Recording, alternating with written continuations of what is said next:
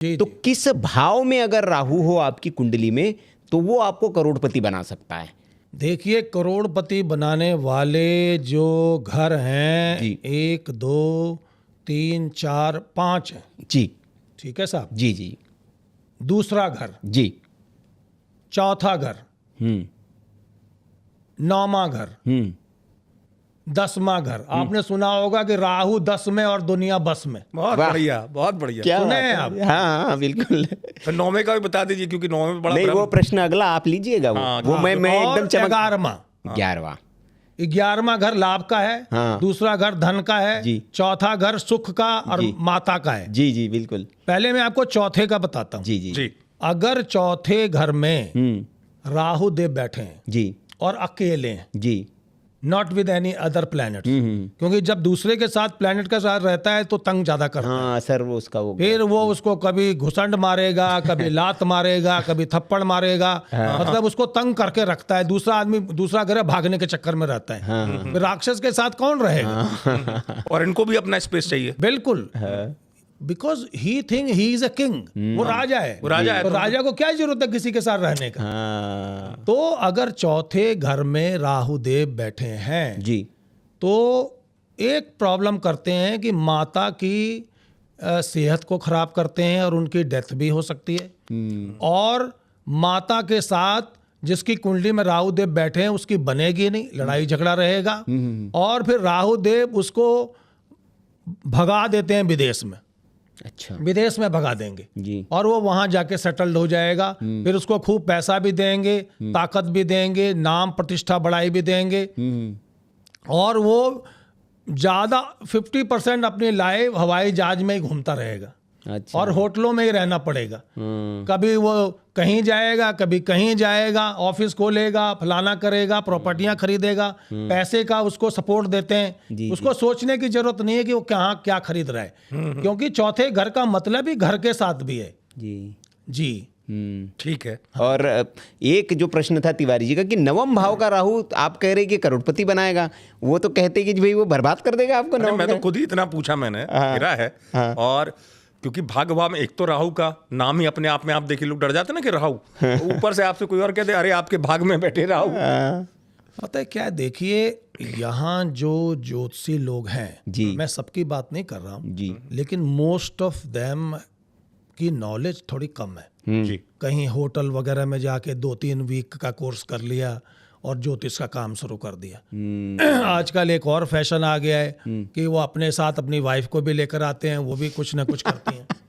तो ये नया ट्रेंड शुरू हो गया है। लेकिन इसमें कोई बुराई नहीं है, अच्छा ही काम हो रहा है। लेकिन मैं कहता हूं कि जब आप कोई काम करते हैं अपनी नॉलेज को बढ़ाना चाहिए।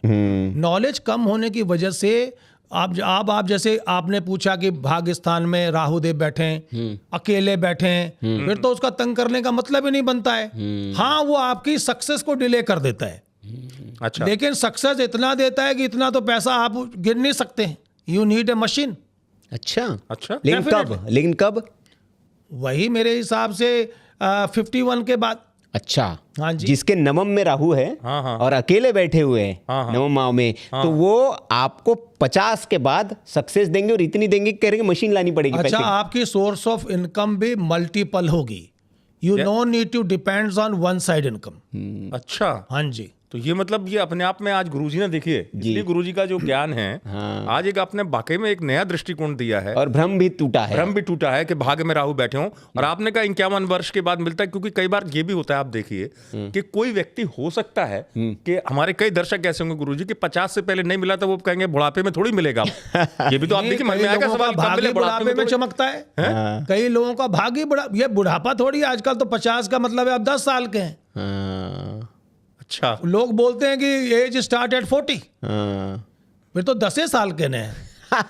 मतलब ऐसे लोगों की प्रॉपर्टी गेन करने की भी जो आयु होगी, चाहे वो मकान हो, क्या देखिए उनके पास प्रॉपर्टियां कई आएंगी, उनकी प्रॉब्लम सिर्फ उनकी लव लाइफ में कर सकता है। अच्छा। लव लाइफ को थोड़ा हिला के रखता है जी, और वहाँ भरोसे की कमी करता है। जी हाँ जी। अच्छा, ये लेकिन प्रॉपर्टी, पैसा, गाड़ी, नाम, प्रतिष्ठा, सेलिब्रिटी बनाता है। बिल्कुल। ये और भ्रम ये हो भी गया दूर। ये भी एक जानकारी मिल गई तिवारी जी कि इन भाव में आपके राहु है तो आपको खूब पैसा आएगा।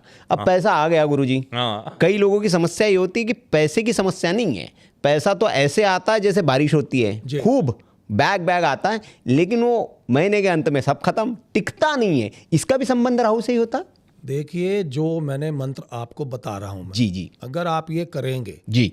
तो पैसा आपका खर्च ही नहीं होगा। क्या बात है। अगर आप 10 करोड़ कमाते हैं जी। तो आपका 1 करोड़ खर्च होगा, 9 करोड़ बच जाएगा। अच्छा, बचत रहेगी। अच्छा, बताइए ऐसा मंत्र। मंत्र क्या है? हाँ। शिरो रूपाय विद्महे अमृतेशाय धीमहि तन्नो राहु प्रचोदयात्। फिर आपका पैसा खर्च ही नहीं होगा। भाई देखिए राउत साहब, सुनील जी, जी जब आपकी इनकम ज्यादा होती है जी तो आप कितना खर्च लेंगे? ये खत्म जब होता है जब इनकम कम है।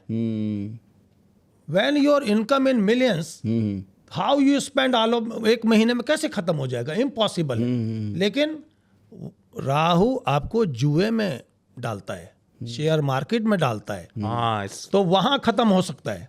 लेकिन जब जो मैं मंत्र बता रहा हूं वो करेंगे तो वहां भी सक्सेस मिलेगा, शेयर मार्केट में से भी पैसा मिलेगा, लॉटरी से भी संबंध है राहु का। आप देखते हैं कोई आदमी ऐसे ही बैठा है और उसने एक लॉटरी ले ली और उसका पता लगा 20 करोड़ की लॉटरी लग गई है, हाँ हाँ हाँ, या 100 मिलियन की लॉटरी लग गई। यूके वगैरह में तो मिलियंस में होता है। बिल्कुल बिल्कुल बिल्कुल। तो ये सब राहु देवी देते हैं।